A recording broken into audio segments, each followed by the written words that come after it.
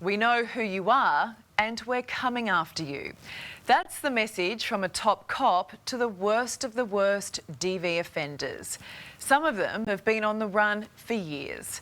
Our cameras are there as those who police say instill fear become the hunted. Victoria's most dangerous family violence suspects caught after doggedly hiding from police. One by one, officers move in on their most wanted in an operation unlike anything Victoria Police has attempted before. And any arrests this morning? Yeah, there's been a couple of arrests. I believe the ops area has been updated on those POIs, but so far so good. And for tormented partners and children, what's happening on the streets and in this room right now changes everything.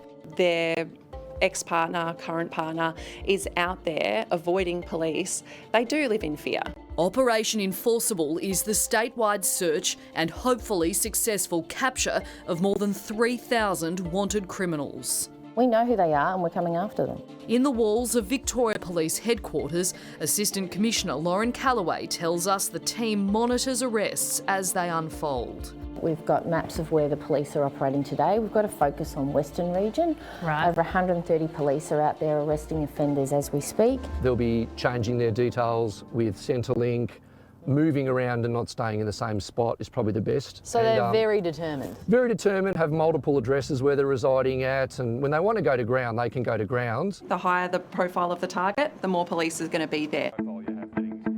Acting Superintendent Holly Dalrymple is steering the ship over 6 days, going after who police allege are the worst of the worst. Very serious, violent crimes against women, some against children.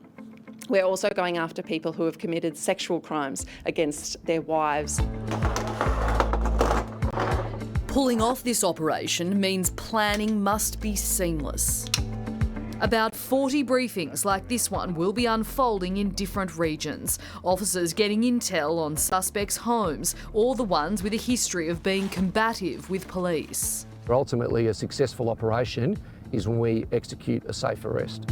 Detective Senior Sergeant Steve Higgins, in charge of the Family Violence Command Task Force. Due to their social isolation, their coercive control and long-term controlling behaviours, that this victim can tend to gravitate towards that. So they don't want to help you necessarily, they're trying to protect their attacker.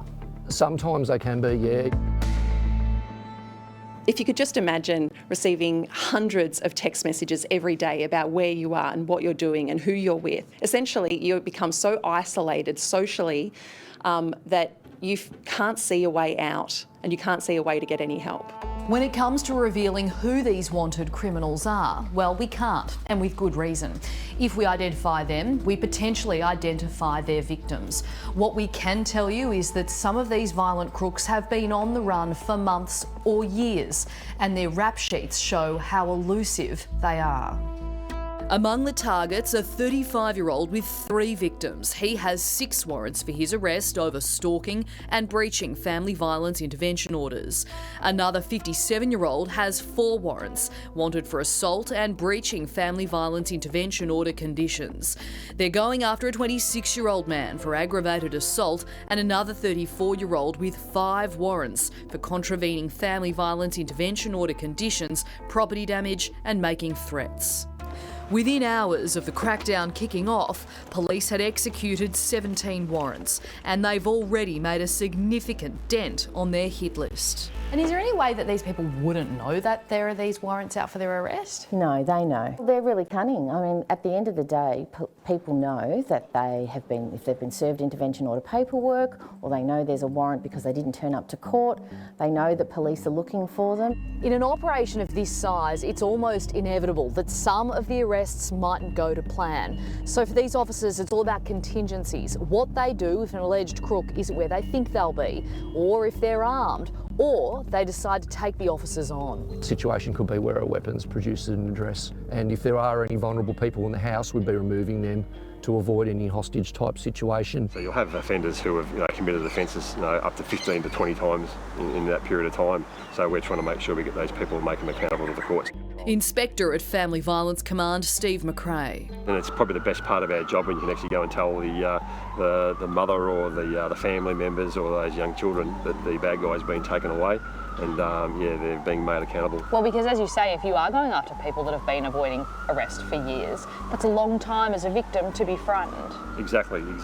For every arrest police make over the course of this blitz, there's a victim, maybe more, wearing scars far beyond the physical ones. Children who experience family violence or even just witness family violence growing up, that trauma stays with them for life. And even though more and more victims are speaking up, there's still sadly so many keeping it secret.